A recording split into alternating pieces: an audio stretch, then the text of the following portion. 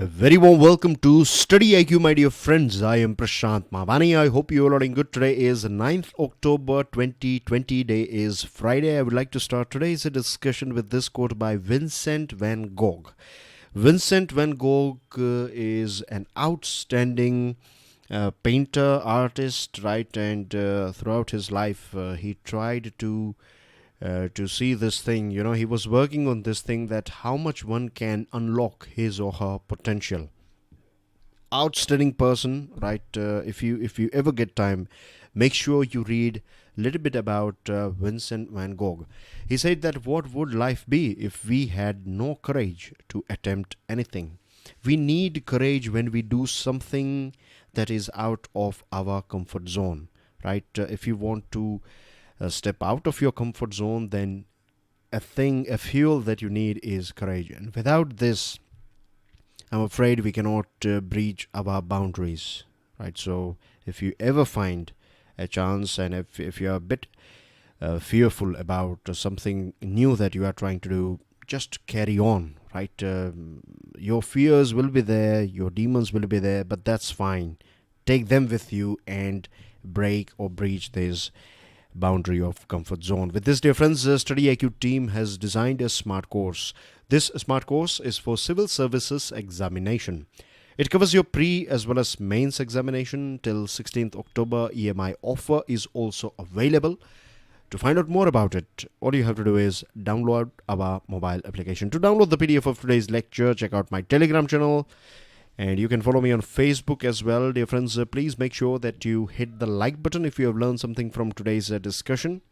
Also, make sure that you share this lecture, share this series with other students, and don't forget to subscribe to our YouTube channel. On our table, we have 5 important articles. The first one is Winter is Coming. Now, if you remember, when this whole COVID-19 chapter started in our country, and when the numbers were going up, not just in our country, but around the world, various different nations and their teams were trying to flatten the curve, because, it was going something like this way, So the main aim was to flatten it, and then later on to make sure that it declines.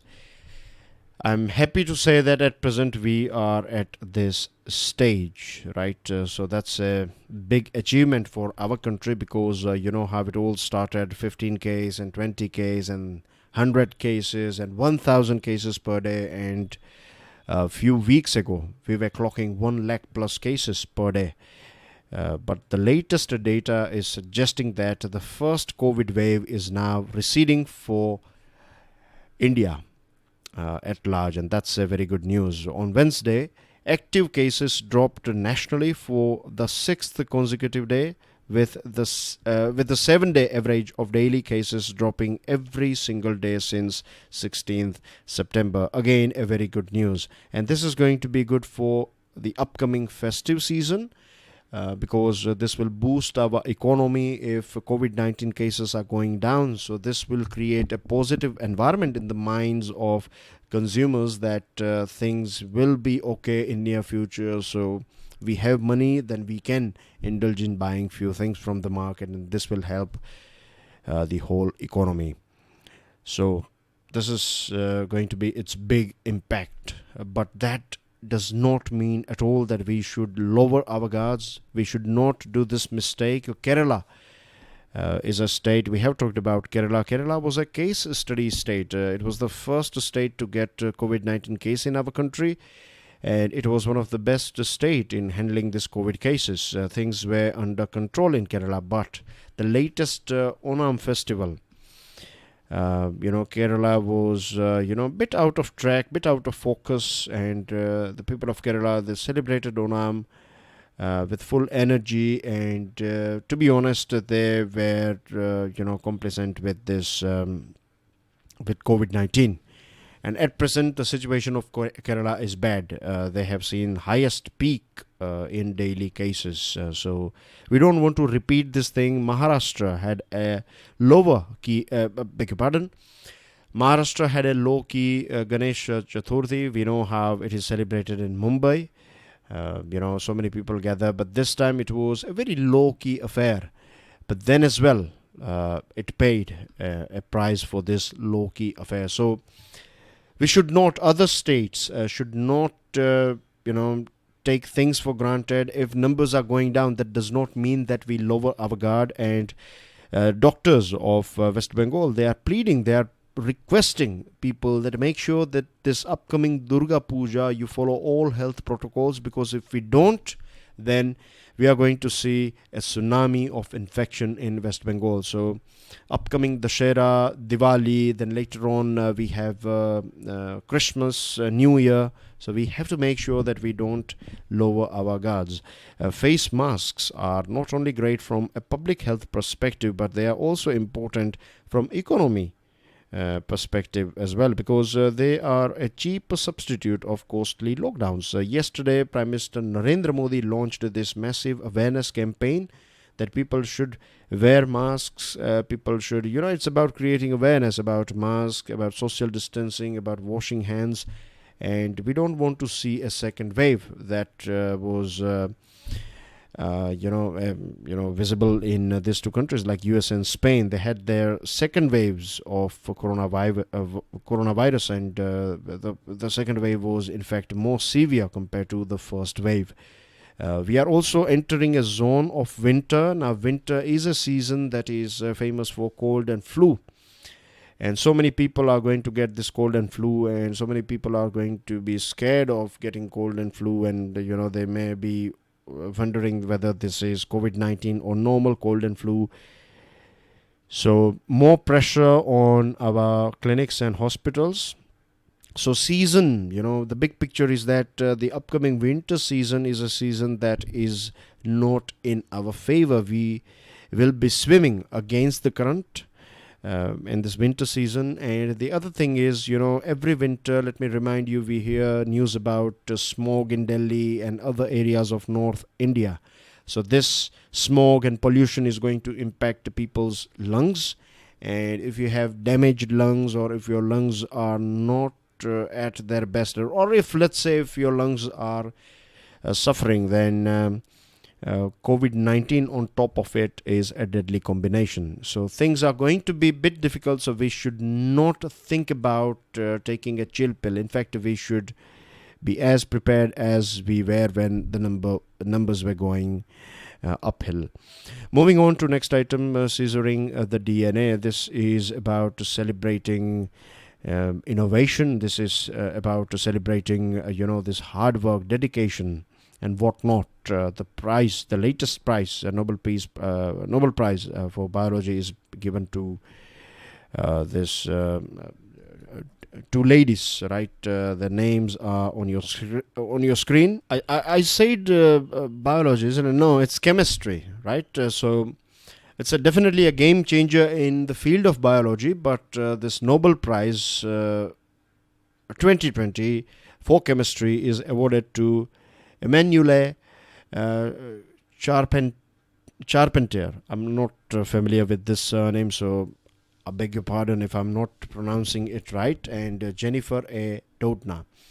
8 years after they developed this tool, this is a scissor, and it's not an actual scissor, but it works something like a scissor. So what you can do with this CRISPR Cas9, it is a gene editing technology, and it is considered as the biggest game changer in biology. The tool is most often used to make a cut in the DNA. Newer approaches are being attempted to add or make minor changes to the DNA. And who knows, in future, we can say this tool is the first tool or the first step. And in future, we would be rewriting the code of life as well. This gene editing technology has no doubt opened a vast window of opportunity. In the last 6 years, the tool has enabled scientists to edit human DNA. And, they are working on this thing that we can, copy paste, or we can edit DNA so that the next generation is without diseases or disorders or some types of cancers that you get inherited. This sort of things can be eliminated from your DNA. So this is, of course, very exciting, and you can create superhumans. But again, I don't want to go that far.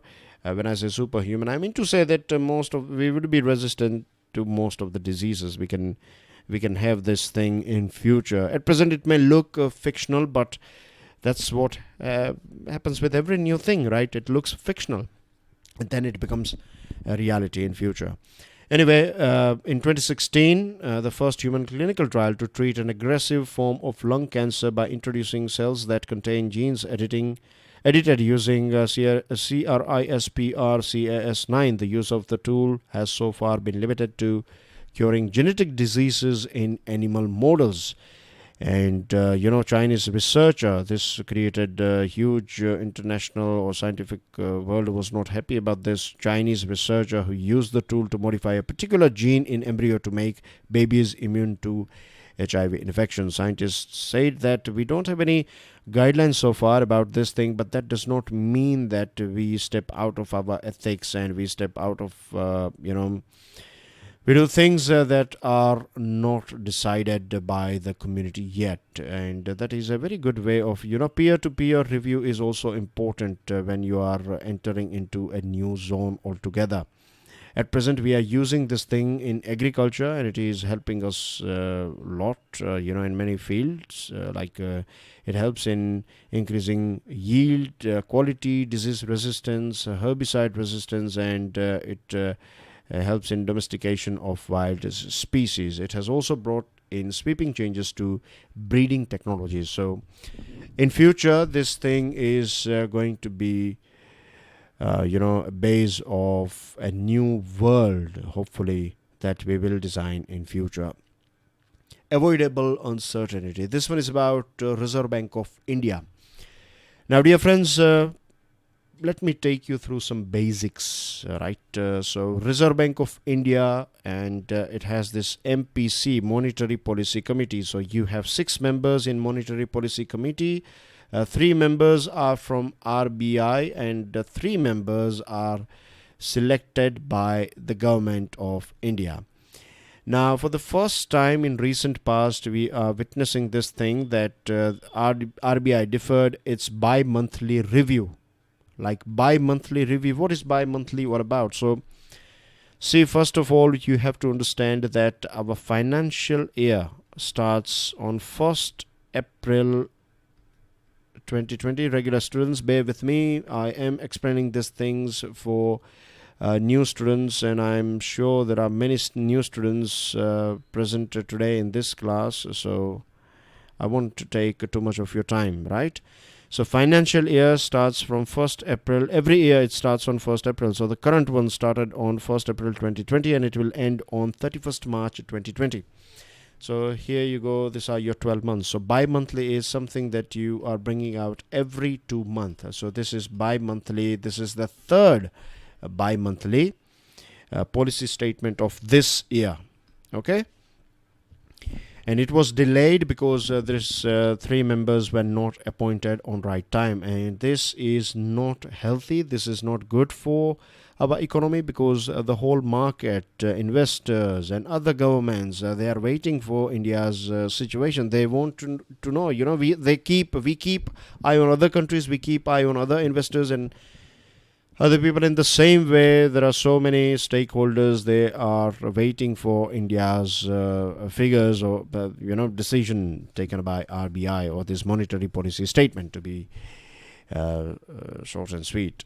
Now, the terms of government's first set of MPC nominees would expire at the end of August 2020. Was known to the government from the time it was, when I say it, I'm talking about MPC, was constituted 4 years ago. So whenever a person is selected by the government for MPC, the tenure is for 4 years. And the first MPC was created back 4 years ago, if I'm not wrong, back in August 2016. So the government was aware about the fact that in August 2020, this 3 members tenure will expire. So government was having enough time. Now we can say that because of this COVID-19, government was not able to do it on time. But after this unlock period, this is not a light thing. This is a very important thing. So government has clearly missed its deadline here. But no doubt, the new members are quite famous in their field, and new members, the selection itself indicates that government has given us best people for MPC, possibly best people. Seema Goyal, Shashanka Bhide, and Jayant R. Verma. They are the 3 new members of MPC. Now, the latest bi-monthly that will be released today will have many interesting things, because from last if you see the time between second MPC statement, or this bi-monthly policy, monetary policy, and this third one, then we have seen this minus 23.9% output of in quarter one. So many jobs are gone. Incomes remain under pressure. Inflation continues to stick out of this 6% upper limit. This price stability mandate gave this 4% mandate, and the upper limit is 6%, lower limit is 2%. Inflation should be between this range of 2% and 6%, ideally somewhere between 3% to 4%, but at present it is out of 6%. So I think the latest monetary policy is going to be very interesting. The government has for now stuck to its 12 lakh crore borrowing plan. So government has, government's borrowing plan is 12 lakh crore. It was somewhere around 7 lakh crore, but now government has increased it to 12 lakh crore because of this COVID-19 pandemic. And this 12 lakh crore includes this unforeseen spending as well. In case if there is any emergency, then government will have money government is ready to spend this money. One more thing that we need to keep in mind is that state finances, or the state of state finance, is not that great because of this shortfall in GST compensation, not getting money on time, and this is something that the government should sort it out, or GST Council needs to sort it out ASAP, because it is the states who are going to spend money. They are the ones who are going to do capex. They are the ones who are going to create jobs, and they are the ones who are going to help the whole nation, right? Every single state is a sort of pocket of our economy. So if they are not in health or in good health, then that's going to impact our country's economical health, isn't it? So that's basically everything. I don't think so there are any other important points here. Yes, one thing is there that fresh stimulus measure for the stuttering economy is required, because so far government's stimulus package has helped the supply side. Now what we need is demand, and for demand to rise, you need to put money in the hands of consumers, and poor people, and particularly middle class people. You need to put money in their hands. You can directly DBT them, or direct benefit transfer, or you can lower taxes and things through which they will have more money in their hands, and the more money they have, the chances are that they will spend this money. States need to borrow more in the coming months, including to meet GST compensation shortfall. And that's basically everything. Now let's move on to next one. This one is about keeping vigil even during unusual times. Very interesting article and very interesting stand taken by this Public Accounts Committee of Karnataka.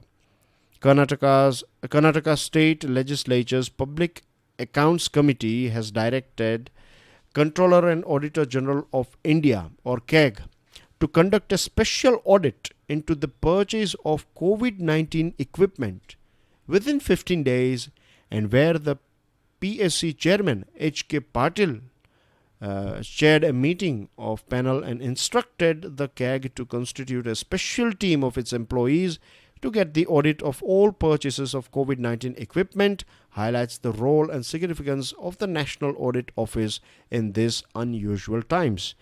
Now, it's quite logical to understand that when you are going through some sort of disaster, when you are going through some sort of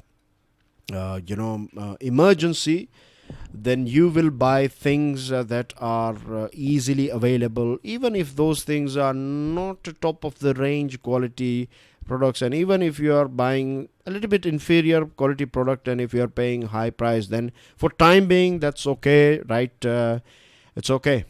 If your hand is burning, then you will not seek mineral water, you will pour any water that you can find on it, isn't it? It's something like that. So for time being, that's fine. But if we are doing it for a very long period of time, then that is, an indication that something fishy is going on. And the political allegation is that 2,000 crore rupees were siphoned off during in this purchase of inferior quality of PPE kits and sanitizer, ventilators, masks, and other things. Now, I really appreciate this PSC's direction to CAG that a thorough audit should be done on this thing, because it's not about just money, it's also about trust. Just imagine that if you are living in a city and you have this government hospital in your city. It's a big hospital, right? You find people from various different districts. They are coming into your city to get their treatment in this hospital. And if this talk is going on in the town that this hospital is using poor quality of syringes and PPE kits and masks and medicines that are provided, they are poor quality, and corruption is going on, then this will create a fear in your mind. Even if you are supposed to, get admitted, God forbid, I don't want to see anyone, I'm just giving you an example, that even if someone has to get admitted in this hospital for COVID-19 treatment, that person will be afraid, because so basically when you lose trust, then that's basically everything is gone. And then this will create a situation where people will stay away from this sort of things. Even if they are suffering from COVID-19, they will think that there is no point of going for a checkup, because everything is going on for money. And even if I have just normal cold and flu, they are going to make me sit there, and this is how they are making money and things. I'm sure you have heard so many things like this in various different towns and cities in recent past because of this COVID-19, isn't it? There are people who are saying that India gets 2 lakh and 4 lakh and 5 lakh rupees from WHO per case. So that's the reason why government is saying that we have 1 lakh cases. Once this money will stop coming, then the COVID cases will vanish as well. This sort of talks are also going on. Of course, they are fake news, isn't it? They are not. They don't have any sort of base. They are baseless talks that are going on. But all these things indicate that there is, lack of trust, or there are some cracks when it comes to this thing called trust. So emergency procurement to save lives and reduce sufferings are a chance to obfuscate rules and procedures, and can happen at all levels. So this audit will make sure that we will know the reality, and in future as well it will help with this disaster management. This audit will usher in better transparency, integrity, honesty, effective service delivery, and compliance with rules and procedures and governance. Audit objectives may include the procurement of equipment and drugs for the central government health scheme wellness centers and polyclinics, laboratories, and hospitals. So this audit will be like, it will be, if a thorough audit is conducted, then we will of course know this efficiency, effectiveness, as well as economy that was performed during purchasing or procuring these products and delivering services and things. It will go through everything, like expense tracking, outputs, outcomes, qualitative wise, quantitative wise, what were the outcomes and things. So this will, what do we say, how to put it, I don't know. It will be like a lighthouse.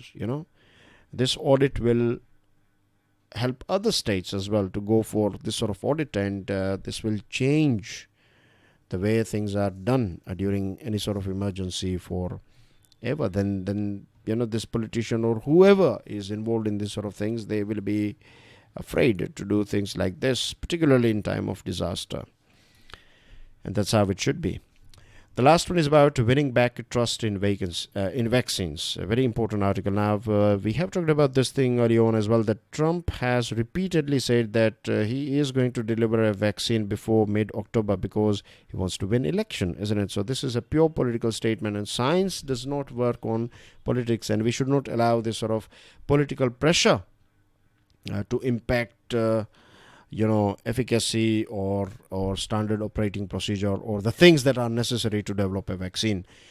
The good news is that FDA, that is USA's Food and Drug Administration, has dashed this possibility. It has clearly stated that it will take 2 more months after completion of full vaccination regimen to help provide adequate information to assess a vaccine's benefit risk profile. So once phase 3 trials are finished, after 2 months, FDA will take 2 more months to make sure that everything is okay in terms of benefit risk profile of this vaccine, and after that only it will give green signal. So this is also there is also one more message here, right? Read between the lines that the most powerful person in USA, Mr. Trump, is saying something and FDA is not obeying it. This indicates independence of FDA, and that's how it should be. It's not a joke. It's not about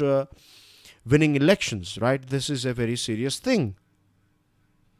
The FDA guidance comes after the White House had blocked its release due to concerns that the guidelines would delay the arrival of the first dose until after election day.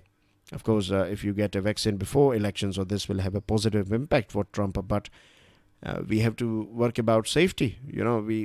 Science cannot work on the terms and whims and fancies of politicians. So this decision by FDA has ensured the trust that we put on this sort of organizations.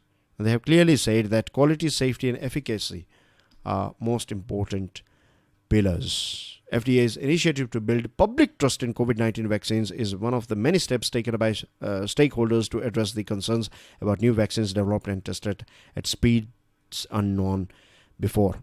And hats off to these 9 vaccine manufacturers as well.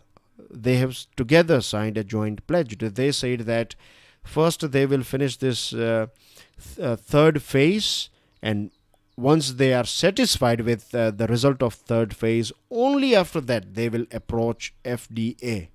Before that they will not knock the doors of FDA. So here these companies are giving more importance to human lives rather than their bank balance, and this is a very brave move. And this companies, of course, they what they have done is really, really outstanding. I really appreciate that even in this tough times, they have decided to go ahead with humanity and ethics rather than short-term things like making money. So because of these organizations, because of this sort of institutions and leaders in these institutions, we have this trust in this sort of organizations and the things that we find in the market, and that's a very important thing, right? Some news items, dear friends. Sad news is that Ram Vilas Paswan is no more, and that's a very sad news. He was a very good leader, very famous person in our country, union minister, and he was this LJP founder. So, it's very sad that India has lost a great leader, no doubt. And then you have this news here that American poet Louis Gluck wins 2020 Nobel Prize for Literature. And that's everything from my side. I will see you soon with daily financial news analysis. Till then, enjoy your studies. God bless you all. Jai Hind.